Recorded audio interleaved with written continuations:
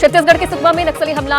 Tackle गुड़ेम गांव में CRPF camp पर नक्सलियों ने किया बड़ा हमला। 3 जवान शहीद, 15 घायल। नक्सली हमले में शहीद हुए 3 जवानों में 201 कोबरा बटालियन के 3 जवान शामिल। सीआरपीएफ के एक जवान की नक्सली हमले में हुई शहादत। टेकल गुड़ेम कैंप में सुरक्षा में तैनात थे जवान। गश्त पर निकले थे जवान। नक्सलियों ने जवानों पर की फायरिंग। दोनों ओर से 3-4 घंटे तक होती रही फायरिंग। नक्सलियों की तरफ से दागे गए 100 से ज्यादा बीजीएल।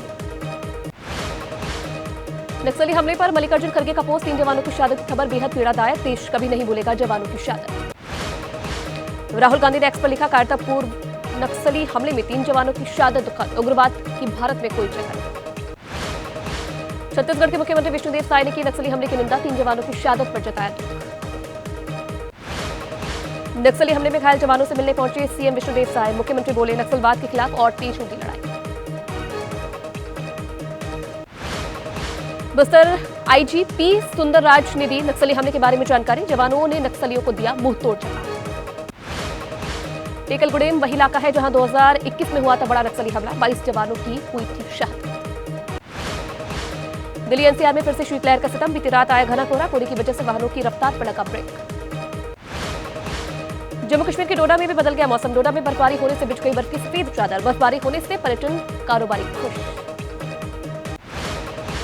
हरियाणा के गुरुग्राम में बीती रात आया घना कोहरा। घने कोहरे की चादर में लिपटा साइबर सिटी इलाका। विजिबिलिटी कम होने की वजह से वाहन चालकों को परेशानी। हिमाचल प्रदेश के लाहौल स्पीति में बदला मौसम का मिजाज। ऊंचाई वाले इलाकों में हुई जमकर बर्फबारी। जम्मू कश्मीर के जनवरी के आखिरी हफ्ते में बदला कुदरत का मूड। पहाड़ों पर बिछ गई बर्फ की सफेद चादर। बर्फ के ऊपर क्रिकेट खेलते नजर आ रहे सैलानी। जम्मू कश्मीर में बर्फ के ऊपर मौज मस्ती कर रहे पर्यटक। टायर पर बैठकर ले रहे बर्फीली ढलानों के रोमांच का मजा।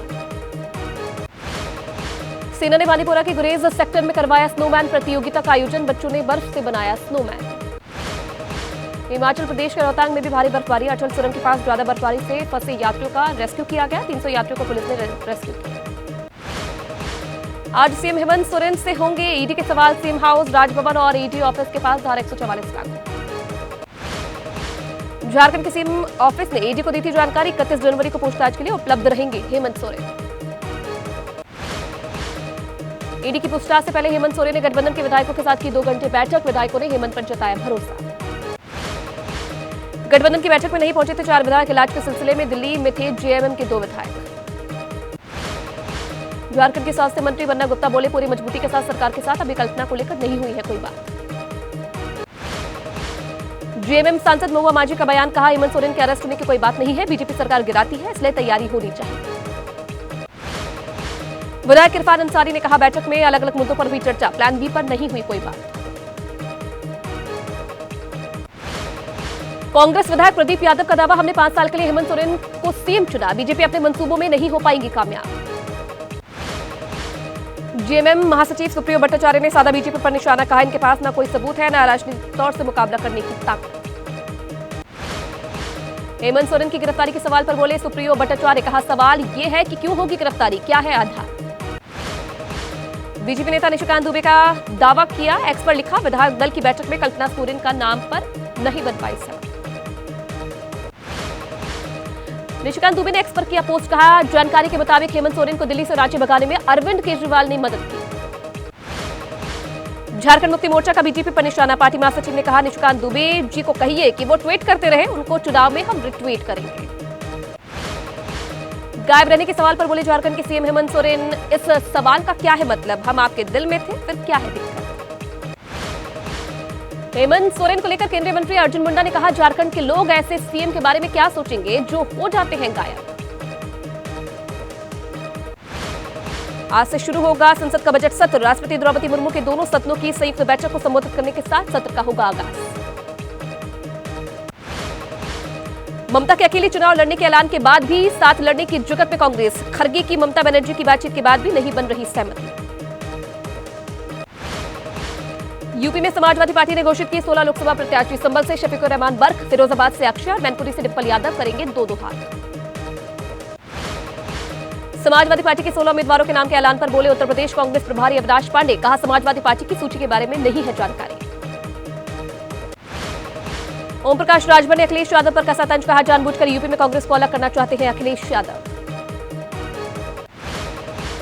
लखीमपुर खीरी से समाजवादी पार्टी ने उत्कर्ष वर्मा को बनाया लोकसभा प्रत्याशी। पार्टी अध्यक्ष अखिलेश यादव को जताया आभार। संभल से लोकसभा प्रत्याशी बनाए जाने पर शफीकुर रहमान वर्क के आवास पर जश्न, समर्थकों ने की जमकर आतिशबाजी। महाविकास अघाड़ी में प्रकाश आंबेडकर की पार्टी वंचित बहुजन अघाड़ी शामिल। 5.5 घंटे चली बैठक में सीट शेयरिंग पर हुआ मंथन। वंचित बहुजन अघाड़ी को महाविकास अघाड़ी में शामिल किए जाने के बाद संजय राउत ने सोशल मीडिया पर लिखा, देश का संविधान खतरे में। जेडीयू में टूट के संकेत। महाराष्ट्र में जेडीयू के महासचिव कपिल पाटिल महाविकास अघाड़ी की बैठक में हुए शामिल। सीट शेयरिंग को लेकर हुई एमबीए की बैठक में समाजवादी पार्टी भी शामिल हुई। 2 लोकसभा सीटों की मांग। वंचित बहुजन अघाड़ी के नेता धैर्यवर्धन कुंडकर ने कहा कि मीटिंग में बुलाकर अपमान किया गया, सीटों को लेकर साफ नहीं किया रुख। इनकम टैक्स की वेबसाइट को लेकर शिंदे गुट और उद्धव गुट आमने सामने। शिंदे समर्थकों ने उद्धव ठाकरे गुट पर लगाया गलत इस्तेमाल करने का आरोप। चंडीगढ़ मेयर चुनाव में बीजेपी की जीत को चुनौती, आपने खटखटाया हाईकोर्ट का दरवाजा। चुनाव में गड़बड़ी को लेकर विरोध प्रदर्शन की भी तैयारी। सोशल मीडिया के जरिए केजरीवाल ने चंडीगढ़ मेयर चुनाव में वोट टैंपरिंग का वीडियो शेयर किया। लिखा, मेयर चुनाव में रंगे हाथों पकड़े गए। चंडीगढ़ मेयर चुनाव के नतीजों को लेकर राहुल गांधी ने बीजेपी पर साधा निशाना, लोकतंत्र की हत्या का लगाया आरोप। चंडीगढ़ मेयर चुनाव को लेकर अखिलेश ने सोशल मीडिया पर लिखा, चुनाव आयोग और न्यायालय को स्वतः संज्ञान लेकर कार्रवाई करने के लिए और क्या सबूत चाहिए। आने वाले समय में चुनाव होने के खरगे के बयान पर अनुराग ठाकुर का पलटवार। कहा, कांग्रेस ने लोकसभा चुनाव होने से पहले ही मान ली हार। बतौर राज्यसभा सांसद आज पहली बार सदन पहुंचेगी स्वाति मालीवाल। सदन में जाने से पहले दिल्ली के कनॉट प्लेस के हनुमान मंदिर में करेंगी दर्शन। राष्ट्रीय महिला आयोग का 32वां स्थापना दिवस समारोह। आज शामिल होंगे केंद्रीय गृह एवं सहकारिता मंत्री अमित शाह। भारत जोड़ो न्याय यात्रा के दौरान आज बिहार के कटिहार में राहुल गांधी भरेंगे हुंकार। कल पूर्णिया में की थी रैली। बिहार सरकार ने दोनों उप मुख्यमंत्री सम्राट चौधरी और विजय सिन्हा को मिली Z+ की श्रेणी की सुरक्षा। पहले से दोनों नेताओं के पास थी Y श्रेणी की सुरक्षा। उमर खालिद की जमानत याचिका पर सुनवाई 31 जनवरी तक चली। उमर खालिद पर दिल्ली दंगों की साजिश रचने का आरोप। ज्ञानवापी मामले में व्यास जी के तहखाने में पूजा पाठ को लेकर आज आएगा वाराणसी जिला न्यायालय का फैसला। हिंदू पक्ष ने मांगी व्यास जी के तहखाने में पूजा पाठ की इजाजत। मथुरा जन्मभूमि शाहिदगाह मामले में अब 22 फरवरी को होगी सुनवाई। याचिका पर मंगलवार को इलाहाबाद हाईकोर्ट में सुनवाई के बाद तय की गई तारीख। दरभंगा महाराज के करोड़ों के गहने एसबीआई लॉकर से हुए गायब। दरभंगा महाराज के पौत्र ने दर्ज करवाई एफआईआर। ट्रस्ट के मैनेजर समेत 3 लोग गिरफ्तार। बिहार के नवादा में बेखौफ बदमाशों ने आरजेडी के पूर्व नगर अध्यक्ष के घर में घुसकर की मारपीट। जख्मी शख्स को अस्पताल में कराया भर्ती। नोएडा में शराब पार्टी के दौरान हुए विवाद में लाठी डंडों से पीट कर एक यूट्यूबर की हत्या। 7 आरोपियों पर मुकदमा दर्ज, 2 लोग गिरफ्तार।